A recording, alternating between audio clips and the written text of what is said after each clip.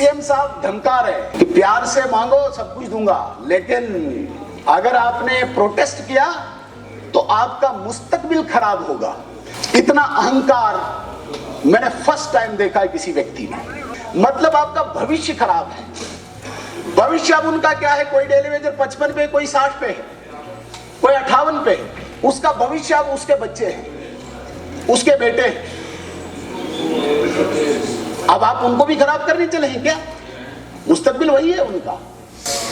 NYC को national conference री engage करने वाली है 2014 में। हालांकि ये पीएम साहब का पैकेज है, मनमोहन सिंह का पैकेज है 2010 या 12 का, 1.5 साल का ही था, लेकिन फटाफट री एंगेज किया। आज तक उनकी सुध नहीं ली। रहबरे खेल के लिए 2400 लोग, रहबरे खेल जिनको एक जाब्ते के तहत 7 साल के अंदर रेगुलर होना है। हमारे मिनिस्टर साहब रोज जाके कहते हैं तुम्हारी फाइल क्लियर हुई थी, क्लियर है तुम्हारी फाइल। ये भी नहीं पता है जवाब एक सवाल का जब वो देते हैं तो 983 पोस्ट वो वैकेंट बोलते हैं कि मेरे पास 983 पोस्टें ही है, लेकिन 2400 लोगों को बोल रहे हैं कि फाइल आपकी क्लियर है। कितना मजाक करोगे लोगों के साथ, नौजवानों के साथ कितना मजाक करोगे। आज मतलब नौकरियां लेने के लिए और विशेषकर ये आउटसोर्स की नौकरी लेने के लिए भी अबे नौजवान कहां जाएगा, उसे बताइए दरवाजा कौन सा है। मतलब विपक्ष आपको दुश्मन दिखता है। हम खड़े हुए तो आपको यह लगता है कि पता नहीं ये सबसे बड़ा दुश्मन है, जबकि एक प्रेसिडेंट है, एक प्रक्रिया, एक परंपरा है। विपक्ष बातें रखता है और बड़े कूल काम ढंग से सत्ता पक्ष सुनता है, लेकिन सत्ता पक्ष में 2 लोग ऐसे खड़े कर दिए हैं सीएम साहब ने जिन्हें बैठा ही नहीं जाता, इस पद की गरिमा का भी नहीं पता, और सीएम साहब को यह नहीं पता चला कि इसका असर उन पे भी पड़ गया। जो सीएम साहब पिछले टेन्योर में थे, ये संगत का भी असर पड़ता है। हम दुश्मन नहीं आपस में सर, विचारों के आधार पे हम बातें रखते हैं यहाँ पे, और आपको सुनना है।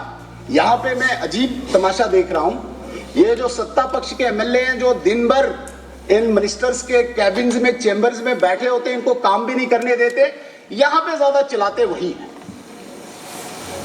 जबकि ये अपोजिशन का काम होता है। लेकिन हम चाहते हैं कि हाउस स्मूथ चले, हाउस में कोई इस प्रकार की कोई दिक्कत ना आए, डिसिप्लिन उस प्रकार उस मैनर में हम चलाएं।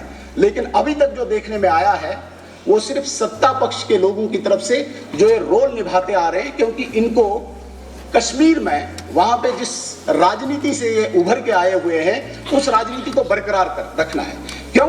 क्योंकि यहाँ पे सत्ता पक्ष पे, रूलिंग पे जो बात आएगी, इन्होंने ये गेंद दिल्ली में फेंक दी है। चिल्लाना है, बीजेपी वाले नहीं करने दे रहे हैं।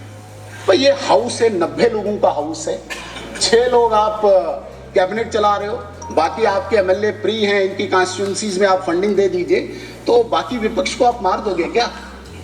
जो ही बात उठी, नहीं दिल्ली से ये नहीं हो रहा है। ये 90 लोगों की एक जिम्मेदारी बनती है, दायित्व बनता है, हमने इकट्ठे होकर इस हाउस को चलाना है, जम्मू कश्मीर की बेबूदी की बात करनी है, यह हम सबका फर्ज बनता है। यहाँ पे हम दुश्मन नहीं है। पिछले 2-3 महीने जम्मू में बहुत ज्यादा शोर रहा, नहीं यहाँ पे डेमोलिशन हो रही है, सरकार के पास जाए तो सरकार हाथ पीछे करते, नहीं हमें पता नहीं है, प्रशासन उनके पास जाओ तो हमें पता नहीं।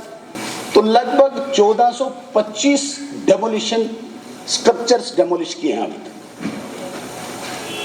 और इन 1425 डेमोलिशन में 1014 सिर्फ कश्मीर प्रोविंस के हैं, और ये सारे रेजिडेंशियल हाउसेस डेमोलिश किए हैं कश्मीर में। पूरे देश दुनिया में ये दिखाया गया यहां पे मुसलमानों पे अत्याचार हुआ रहा है। कोई एक व्यक्ति जिसको खूब बेचा, सरकार ने भी बेचा, जिसको लगा नहीं मुसलमानों पे अत्याचार हो रहा है, ये देखिए क्या हो रहा है। तो ये जो 1014 रेजिडेंशियल डेमोलिशंस आपने की कश्मीर में, वो मुसलमान नहीं थे, वो कश्मीर के हैं, इसलिए सौदा बेचना है सिर्फ जम्मू का।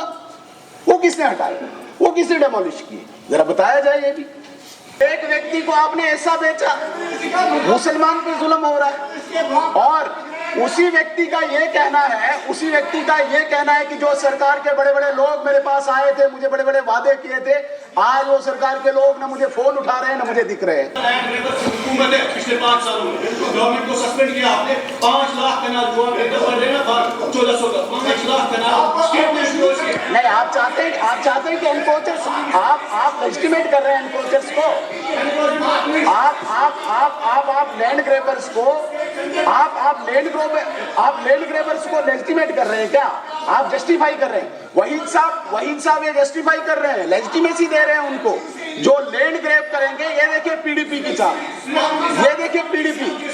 एक मैं सुझाव देना चाहूंगा सीएम साहब को। वैसे सुझाव इनको अच्छा नहीं लगेगा, मेरा खासकर तो बिल्कुल ही नहीं लगेगा। सीएम साहब ये कर सकते हैं, ये जो शहर में या इवन अब रूरल एरियाज में भी ट्रैफिक जैम की बहुत दिक्कत है, बहुत ज्यादा जैमिंग रहती है। मैं मेन हाईवेज वो नहीं बोलता हूं, लेकिन इंटीरियर अंदर वाले रोड्स जो हैं उनमें बड़ी दिक्कत है, पार्किंग प्लेसेस नहीं है। सच में लोग गाड़ी कहां रखेंगे? बीच सड़क में रख देते। मेरा निवेदन रहेगा, अगर हम हर मोहल्ले में, हर किसी हैबिटेशन जहां पे भी है, इसको पार्किंग को प्राइवेटाइज कर दे। कोई एक कनाल जिसके पास रकबा पड़ा है या 2 कनाल पड़ा है, वो पार्किंग हो सकता है हम फैसिलिटेट भी करें, सरकार अगर करे तो वो उस मोहल्ले की वो जो गाड़ियां हैं वो वहां पे पार्क हो जाए, ताकि ये जो रोड्स हैं, रोड्स खाली रहे। तो मेरा सुझाव रहेगा, अगर सरकार को ये पसंद आता है तो बहुत अच्छी बात है, नहीं तो जैसे चल रहा है चल ही रहा है। मैं अंत में एक लास्ट बात कह के अपनी वाणी को विराम दूंगा।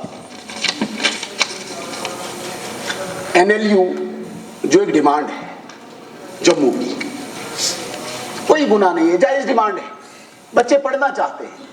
सीएम साहब ने कह दिया नहीं, आईआईटी जम्मू आया तो कश्मीर में कोई सड़क पे नहीं आया, आईआईएम जम्मू आया तो कश्मीर में कोई सड़क पे नहीं आया। मतलब सड़क पे आना और इसको कंपेयर एजुकेशन इंस्टीट्यूशन के साथ करना, ये कहाँ की बुद्धि और विवेक है? अगर कश्मीर के बच्चों ने आईआईटी नहीं मांगा तो नहीं मांगा, उसमें क्या दिक्कत है? आईआईएम नहीं मांगा तो नहीं मांगा। जम्मू के लोग, जम्मू के बच्चे मांग रहे हैं, तो इसमें क्या कंपेयर करना है कि उन्होंने नहीं मांगा था तब इसलिए आपको नहीं मिलेगा? शिक्षा का संस्थान है, एजुकेशन का इंस्टीट्यूशन है और डिस्क्रिप्शन है सरकार के पास। राजकीय विश्वविद्यालय है, स्टेट का यूनिवर्सिटी है, 2 दे सकते हैं, कोई दिक्कत ही नहीं है।